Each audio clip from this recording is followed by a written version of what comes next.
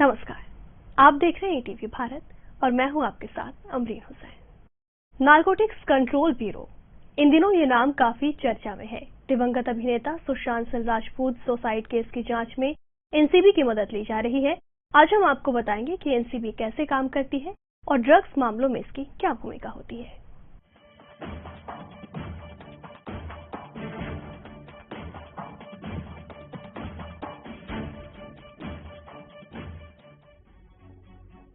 कुछ ड्रग और पदार्थ ऐसे हैं जिनका उत्पादन और विक्रय जरूरी है, लेकिन उनका अनियमित उत्पादन व बिक्री नहीं की जा सकती।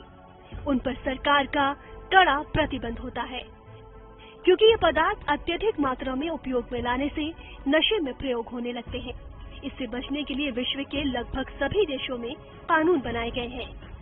भारत में इनमें से एक है narcotic drugs and psychotropic substances act 1985, जिसे एनडीपीएस कहते हैं। ये भारत सरकार के कड़े अधिनियमों में से एक है। दरअसल नार्कोटिक्स का अर्थ नींद से है और साइकोट्रोपिक का अर्थ उन पदार्थों से है जो माइंड प्रोसेस को चेंज कर देते हैं। स्वापक नियंत्रण ब्यूरो या फिर नार्कोटिक्स कंट्रोल ब्यूरो, जिसे हम एनसीबी कहते हैं, ये ड्रग तस्करी से लड़ने और नशीले पदार्थों के दुरुपयोग को रोकने के लिए बनाई गई भारत की नोडल ड्रग कानून प्रवर्तन और खुफिया एजेंसी है।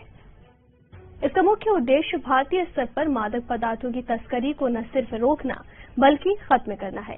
एनसीबी वित्त मंत्रालय के राजस्व विभाग के अंतर्गत एक अधीनस्थ कार्यालय है, जो भारतीय संघीय प्रवर्तन और गृह मंत्रालय भारत सरकार के तहत एक खुफिया एजेंसी है। तो ये सीमा शुल्क और जीएसटी, राज्य पुलिस विभाग, सीबीआई, केंद्रीय आर्थिक खुफिया ब्यूरो यानी कि सीईआईबी और अन्य भारतीय खुफिया व राष्ट्रीय स्तरों पर निकट सहयोग से काम करती है। अफीम, डोडा और अन्य मादक दवाओं के व्यापार व खेती के लिए नीतियां भी बनाती है। साथ ही मादक पदार्थों की तस्करी से लड़ने में भारत की ड्रग कानून प्रवर्तन एजेंसियों के कर्मियों को संसाधन और प्रशिक्षण भी प्रदान करती है। एनसीबी भारत के सीमांत पर नजर रखकर विदेशी तस्करों की गतिविधियों को परखती है। दरअसल एनडीपीएस एक्ट 1985 के पूर्ण कार्यान्वयन को सक्षम करने और एक्ट 1988 अवैध तस्करी की रोकथाम के माध्यम से इसे उल्लंघन से लड़ने के लिए 17 मार्च 1986 को नार्कोटिक्स कंट्रोल ब्यूरो बनाया गया था। नार्कोटिक्स कंट्रोल ब्यूरो का सृजन मार्च 1986 में नार्कोटिक औषधियां एवं स्वापक पदार्थ अधिनियम 1985, जो केंद्र सरकार के पर्यवेक्षण और नियंत्रण के अध्याधीन इस अधिनियम के तहत केंद्र सरकार द्वारा यथा निर्धारित मामलों के संबंध में उपाय करने हेतु प्राधिकरण पर विचार करने के लिए किया गया था। एनसीबी के गठन संबंधी 17 मार्च 1986 की अधिसूचना में ब्यूरो के चार्टर में निम्नलिखित बिंदु हैं।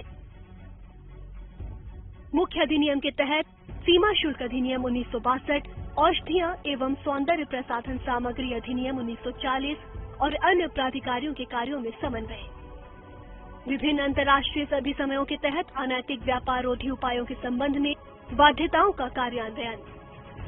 नार्कोटिक औषधियों और मना प्रभावी पदार्थों के अवैध व्यापार के निवारण और रोकथाम में समन्वय।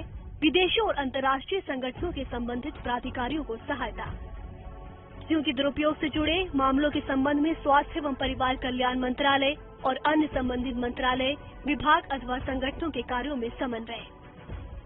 यदि सूचना नार्कोटिक नियंत्रण ब्यूरो के वृहद चार्टर को निर्दिष्ट करती है, इसलिए ब्यूरो के विस्तृत कार्य राजस्व विभाग द्वारा 2 फरवरी 1987 को जारी ज्ञापन में विस्तार दिया गया था। अन्य बातों के साथ साथ पुरोगामी रसायन पर नियंत्रण स्थापित करने के लिए मई 1989 में एनडीपीएस अधिनियम में संशोधन करने के बाद पुरोगामी रसायन पर घरेलू नियंत्रणों का इम्प्लीमेंटेशन भी ब्यूरो को सौंप दिया गया। एनडीपीएस अधिनियम 1985 भारत में औषधियों संबंधी कानून के प्रवर्तन के लिए विधिक ढांचे का गठन करता है। यह अधिनियम लागू अधिनियमों जैसे अफीम अधिनियम 1857, अफीम अधिनियम 1878 और हानिकारक औषधि अधिनियम 1930 का समेकन करने के लिए अधिनियमित किया गया था। भारत 1961 की सिंगल कन्वेंशन, मना प्रभावी पदार्थों के विरोध में 1971 का अभिसमय और नशीले पदार्थों की तस्करी के विरोध में 1988 के अभिसमय का सदस्य है। इन पदार्थों पर भारत ने 14 देशों के साथ द्विपक्षीय करार और आपराधिक मामलों में द्विपक्षीय समझौतों पर हस्ताक्षर किए हैं, जिनमें 9 देशों के साथ नशीले पदार्थ से संबंधित मामले शामिल हैं। इसके अलावा 24 देशों के साथ विशिष्ट रूप से इन मामलों पर द्विपक्षीय समझौता ज्ञापनों का अनुमोदन हुआ है। भारतीय भूभाग एवं हमारी संघाटनात्मक राज्य व्यवस्था को देखते हुए केंद्रीय और राज्य दोनों स्तर पर ही बहुत सी एजेंसियों को एनडीपीएस अधिनियम के प्रावधानों को लागू करने के लिए शक्तियां भी प्रदान की गई हैं। एजेंसियों के बीच प्रभावकारी समन्वय हमारी ड्रग लॉ एनफोर्समेंट स्ट्रेटेजी के लिए अनिवार्य है। चार्टर के अनुसार एनसीबी निम्नलिखित कार्य करता है।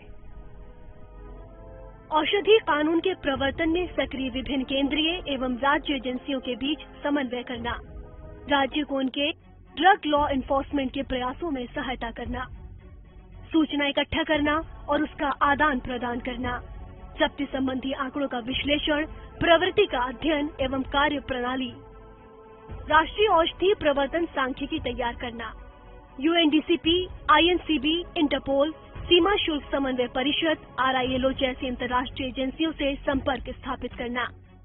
वहीं अगर हम बिहार की बात करें तो लॉकडाउन में यहाँ ड्रग्स का काला धंधा बूम कर गया। हालांकि बाहरी स्मगलिंग में कमी आई, लेकिन स्थानीय तस्करों ने खूब तस्करी की। नारकोटिक्स डिपार्टमेंट के बिहार झारखंड के ज्वाइंट डायरेक्टर कुमार मनीष का कहना है कि लॉकडाउन के 6 महीने डिपार्टमेंट के लिए काफी चुनौतीपूर्ण रहे।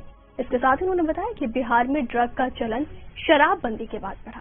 वर्ष 2014 में महज 2 किलो चरस बरामद किया गया था, जो 2017 में बढ़कर 130 किलो हो गया। बिहार एनसीबी के आंकड़ों के मुताबिक पूरे लॉकडाउन में अलग अलग जगहों पर छापेमारी कर 2413 किलो गांजा, 53 किलो चरस और 7 किलो ओपीएम के साथ अन्य नशीले पदार्थों को जब्त किया गया। 32 तस्करों को भी गिरफ्तार किया गया। फिलहाल इतना ही। देश और दुनिया की बाकी खबरों के लिए देखते रहिए ईटीवी भारत।